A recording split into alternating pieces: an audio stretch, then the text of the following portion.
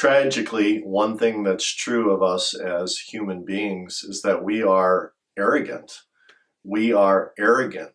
You wouldn't think that we would be in light of how gracious God has been to us and how everything we receive from God and from others is a gift, but we are arrogant. And we see in part that we're called to avoid such character manifestations in Titus 1:7.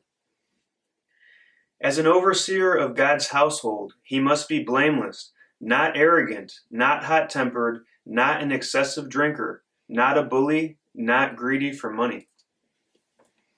So here Paul is saying that pastors must not be arrogant, but no Christian should be arrogant. No person should be arrogant, and yet that we are many times. So Van, how would you describe or define arrogance?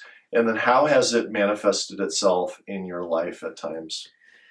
Arrogance is a negative character quality bound up in pride and stubbornness.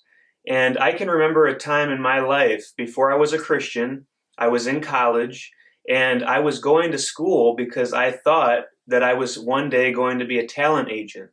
I thought that I would get paid to party and set up events for rock stars and rappers, and my mom could tell that I was going down a road that was bad, and she pulled me aside and said to me, "Van, what are you doing? What about church? And what about God?"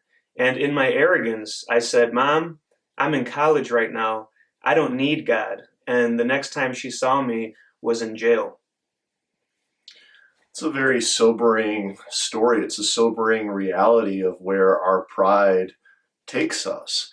And yet, if there's a common underlying feature in your experience of arrogance, my experience of arrogance, it's just an incredible self-focus, a self-centeredness that leads us to be domineering and controlling and say very harsh things toward people.